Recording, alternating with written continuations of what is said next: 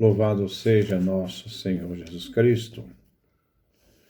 Nós vamos fazer o nosso comentário ao 22º domingo do tempo comum, ano B, a Marcos, 42º encontro. Em comparação com o paganismo, a religião de Israel era muito simples e expressava o compromisso do povo de Israel com seu Deus. No paganismo, devia-se oferecer constantemente sacrifícios, queimando incenso a seus deuses cada vez que queriam pedir algo, ou evitar um castigo. As ofertas eram feitas para atrair a bondade e benefícios dos deuses em forma de pactos, ou evitar qualquer forma de desastre, a fim de aplacar a ira dos deuses quando insatisfeitos. No judaísmo, não. Revia-se a vida reconhecendo o único Deus, visto que Ele é único, e fora dele não existe outro. O judeu observava o sábado, ia ao sábado à sinagoga para ouvir a palavra, junto à leitura da Torá, a centralidade da palavra. Oferecia-se poucos sacrifícios, pagava-se o dízimo. Quanto ao próximo, por questão de justiça, se deveria praticar a misericórdia. O judaísmo não tinha complicação de oferecer sacrifícios, a um grande número de deuses, como fazia o paganismo.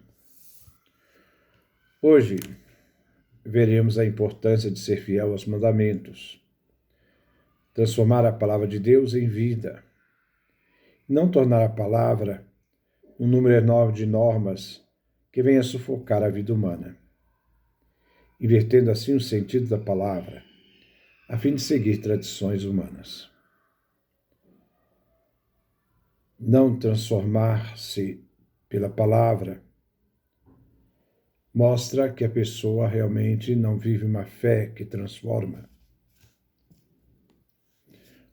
uma fé que liberta.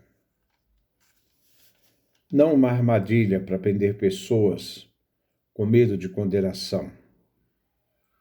A palavra assim se torna um terror mental que sufoca a vida, cria problemas mentais, escrúpulos que vão sufocar a vida. Assim devemos entender que a moral cristã e as normas não antecedem a fé, são consequências da fé, na vivência da fé com Jesus, numa caminhada que conduz a pessoa à vida moral, normas que antecedem a fé. Não são as normas cristãs, não corresponde à fé cristã, são heteronomias, são leis sufocantes, normalismos e legalismos. A fé se faz vivendo-a, se comprometendo, tendo a vida um compromisso consigo mesmo, com o próximo, com a igreja, o corpo de Cristo. Pois nesta igreja estamos inseridos, incorporados no batismo a este corpo que é Cristo. A antífona de entrada é tirada do Salmo 85, 86, versículos 3 e 5. É uma súplica em tempo de aflição e é do período do pós-exílio da Babilônia. A igreja reunida para celebrar a Eucaristia suplica a Deus Pai, a fim de que atenda a oração suplicante, e que tenha piedade do povo que se reúne em ação de graças. A igreja reconhece que Deus é clemente e perdão, atributos divinos, e todos somos chamados a confiar e invocar este Deus. Essa certeza coloca a igreja para celebrar o mistério da nossa salvação, que o Pai realizou por meio do seu Filho amado, que por nós morreu e ressuscitou, e se fez por nós a Eucaristia. A primeira leitura é tirada do livro de Deuteronômio, capítulo 4, do versículo 1 a 2, do versículo 6 a 8. Moisés, no livro do Deuteronômio, quer ressaltar que a observância da lei é condição essencial para que se assegure a posse da terra prometida. Dos verbos importantes do livro do Deuteronômio é o verbo ouvir. Ouça, Israel. Que o povo tenha disposição para ouvir, obedecer à lei, isto é, a Torá, porque ela fundamenta a aliança de Javé, Deus, com seu povo eleito. Deus é o Deus dos antepassados, Deus dos pais, de Abraão, Isaque, Jacó. A observância deve ser fiel, deve ser guardada pelo povo de Israel. As leis descrevem a vontade de Deus, devem ser guardadas e praticadas, vividas, transformando assim a palavra em vida, a lei em vida. A audição e a vivência da palavra revela a sabedoria do povo escolhido. A admiração dos outros povos revela o espanto de ter um Deus próximo que caminha com seu povo. Javé significa aquele que está aí, que caminha com o povo. Esse Deus diferente das divindades dos povos pagãos. Não precisa muito para se obter o olhar divino, porque ele é próximo. É um Deus sensível, que vê a miséria do povo e desce para libertá-lo. A Torá revela as leis justas dadas por Deus a Israel. Deus é o autor da aliança. Israel, o depositário dessas leis, deve obedecê-las. O salmo responsorial é o Salmo 14:15. É uma prece na casa de Deus, isto é, templo, santo, santuário. É um salmo do pré-exílio da Babilônia. O refrão é tirado do versículo 1a. Senhor, quem morará em vossa casa? E no Monte Santo, quem habitará? Aquele que era hóspede de Deus no santuário estava protegido contra os perseguidores, estava sob a paz divina. Ele participava das bênçãos de Deus, mantinha comunhão com ele, comunhão esta que era eficaz, até mesmo para além dos muros do templo. A primeira estrofe é tirada dos versículos 2 até o versículo 3a. Aqui se refere à vida moral do fiel na observância da lei, que vive moralmente comprometido com a prática da Torá. Ele caminha sem pecado, pratica a justiça fielmente, pensa a verdade em seu íntimo, a vivência moral correta, e não calunia o próximo. São atitudes pessoais. A segunda estrofe é tirada dos versículos 3cd até o versículo 4ab. Agora, esses versículos se referem à relação de justiça com o próximo. A atitude moral para com o irmão na fé. Em nada prejudicar o irmão, não insultar os vizinhos. Aquele que não anda com o ímpio é aquele que não é pio, não observa a Torá, a lei. É aquele que conhece a lei, mas vive sem a lei.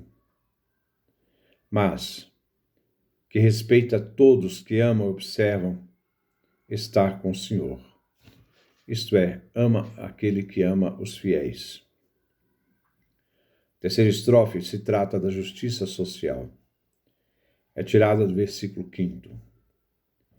Ele não aproveita da necessidade do inocente.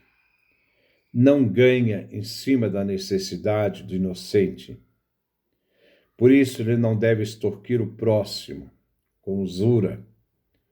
Se poderia até cobrar um pequeno juros, mas não exorbitante, a fim de empobrecer ou criar uma dependência servil daquele que pede emprestado. Nem se deixa subornar para se beneficiar do inocente, ou ganhar em cima da mentira. A segunda leitura tirada da carta de São Paulo a Tiago é o capítulo 1, versículo 17 e 18, versículo 21 a 22 e versículo 27. É de Deus que vem toda a graça e benefício. Deus é imutável, não tem mudança, nem sombra de variação. Essas realidades pertencem às criaturas, mas não a Deus.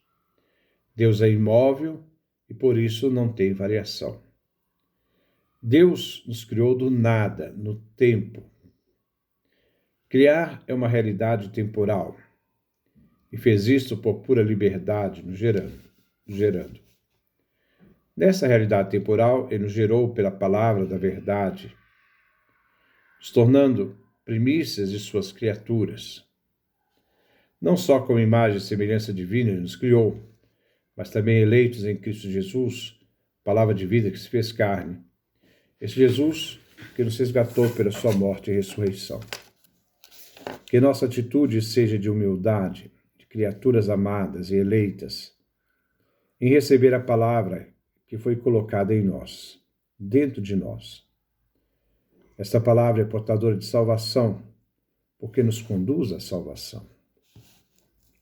Por isso não basta conhecer a palavra, devemos ser praticantes da palavra. Tiago nos apresenta então a religião, a fé pura, assistir os órfãos. Os órfãos eram os menores de 12 anos, que deveriam ser assistidos em suas necessidades, até quando eles se tornassem adultos aos 12 anos. Aos 12 anos, o jovem deveria se casar e trabalhar com as próprias mãos, para não ser pesado a ninguém. E a jovem já deveria estar casada e depender do marido. Aí já não são mais órfãos. Assistir as viúvas. Eram aquelas que perderam o marido e deveriam contar com a ajuda dos outros para a sua sobrevivência. Mas se ela tivesse um cunhado, deveria se unir a este cunhado, a fim de que ela possa ter um filho, que aos 12 anos deveria sustentar a mãe viúva. Eram para alguns um estágio temporal, não definitivo. E por fim, não se contamina o mundo em sua idolatria, em seus vícios. O Evangelho é tirado de São Marcos, capítulo 7, versículo de 1 a 8, versículo 14 a 15, versículo de 21 a 23.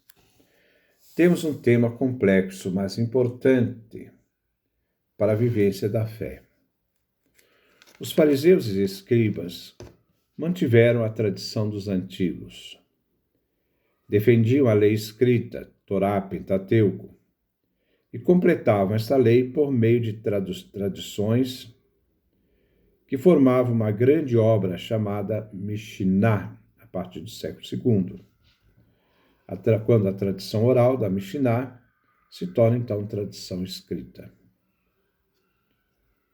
Os fariseus queriam estender a todo o povo judeu as normas de pureza do livro do Levítico, cujo objetivo era para regular a conduta dos sacerdotes no templo. Agora eles queriam estender essas normas para todo o povo. Nesta polêmica de Jesus com os mestres da lei, que vieram de Jerusalém, sede do poder religioso, judicial e político do povo de Israel, não se trata de temas sobre Deus, mas de uma questão referente à comida. Não se debate questão sobre o amor de Deus, a bondade, sua justiça. Não é a questão aqui. A tradição dos anciãos, dos antigos, é que está em questão. Os discípulos comiam com mãos impuras enquanto os judeus comem o pão com mãos puras. Aqui vemos o embate da igreja, os cristãos e os judeus, questão criada com o cristianismo, segundo a acusação judaica. Os judeus tinham prescrições alimentares codificadas para os sacerdotes no livro do Levítico, do capítulo 11 ao capítulo 15. E que se expandiu para as mãos dos escribas. Eles queriam manter a pureza legalista dos alimentos, de modo que eles só podiam comer segundo o que vinha transmitido na tradição. Assim, defendiam também a pureza exterior do povo, que se separavam dos outros considerados impuros, não mantendo comunhão, nem de mesa, nem de família, porque eles eram impuros. Eles construíram um muro de separação, atribuindo uma lei que afirmava ser divina. A lei oral, que eles baseavam a questão alimentar. Assim vinha a obrigação que todos os judeus eram obrigados a serem separados para manter a identidade sagrada pela pureza. Os escribas e fariseus não deveriam, os escribas e fariseus não dirigem a pergunta sobre o lavar as mãos aos discípulos, mas vão direto a Jesus. Eles consideram Jesus o mestre e a causa da transgressão, porque os discípulos abandonaram a tradição do judaísmo, tradição centrada na pureza das comidas. Aqui vinha a diferença entre o judaísmo e o cristianismo, isto é, a forma de comer. Para os judeus rabínicos, a comida é sagrada no sentido ritual, e só se pode comer alimentos puros e em companhia de gente pura. Já os cristãos comem todos os alimentos. Não há mais comida pura ou impura, como vemos no livro dos Atos, capítulo 10, versículo de 1 a 23. E não se deveria preocupar pelo grau de pureza dos alimentos, e como se deve comer. Jesus comia com os pecadores, os cobradores de impostos.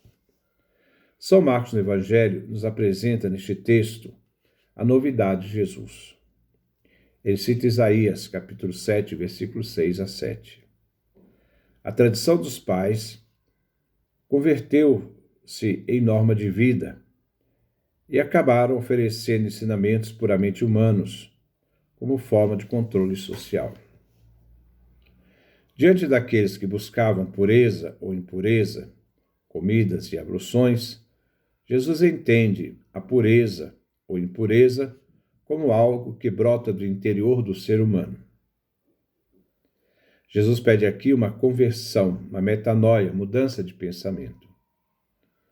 Ele coloca em relevo o valor e implicações de que toda comida é pura. Não existem alimentos puros e impuros. Como você colocava no livro de Levítico 11 e Deuteronômio 14. Para Jesus, nenhum alimento manchava o ser humano, pois todos são limpos, puros. Vemos aqui a questão moral dos judeus e dos cristãos. Marcos oferece um catálogo de vícios que brotam do coração humano e mancham o ser humano. Assim, ele superava a lei externa. A lista de vícios é tomada da moral da época. Os vícios que contaminam o ser humano brotam do coração. O mal não está fora do ser humano. O coração pode manchar-se e se converter ao mal. A imposição da lei se torna escravizante e divide os seres humanos entre puros e impuros. A pureza só pode ser expressa onde há liberdade, onde se libertam das pressões sociais exteriores e autoritárias. A raiz do mal está dentro do homem. Marcos capítulo 7, versículo 21 a 22. São 4 as raízes e o princípio do mal. Primeiro, as más intenções, isto é, pensamentos pervertidos, que leva às ações más. Brotam lá os pensamentos e desejos perversos, que são contrários à graça e que faz a vida, a graça que faz a vida ser transparente. 2. As imoralidades, roubos e assassínios. O princípio de todos os males. Quando o pensamento é pervertido, ele desemboca em conceitos onde se consente com a imoralidade, roubos e homicídios. A imoralidade, aqui fornicação, não se trata de uma questão só sexual. Se trata da imoralidade sagrada, que é o abandono de Deus, adoração aos ídolos. Aqui se faz muita referência a esta idolatria como imoralidade, como prostituição, o profeta Oséias. Terceiro, pecados pessoais, fraudes, devassidão, inveja, calúnia, orgulho, falta de juízo. A fraude é engano, mentira que se impõe e domina sobre a vida humana, rompendo a transparência pessoal buscada por Jesus. Mentira que cai no engano geral, na fraude. O ser humano, nesses vícios, cai à mercê de seus próprios desejos e inclinações, gerando então a inveja. Quarto, adultérios, ambições desmedidas e maldades são males supremos. O ser humano se deixa levar em impulsos pervertidos, chegando a negar Deus e querendo ocupar seu lugar, blasfêmias. Em suas ambições desmedidas, ele procura ser igual a Deus, com todo o poder para ser imposto aos outros e colocando as tradições no lugar de Deus. Assim, a blasfêmia se transforma em soberba. A blasfêmia se converte e se transforma em soberba. A antífona de comunhão é tirada do Salmo 30, 31, versículo 20. É um apelo na aflição e é do período do pós-exílio da Babilônia. A igreja comungante recebe Jesus na Eucaristia, onde ela revela para nós o grande dom do seu corpo e sangue.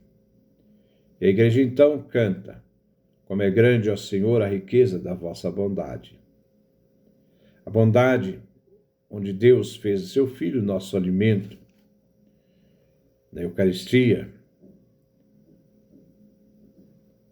Depois ele continua: que reservais para aqueles que vos temem. Isto é para nós que tememos a Deus, mas o temor é uma expressão de amor. Nos diz São João na sua primeira carta, capítulo 4, versículo 17 a 18.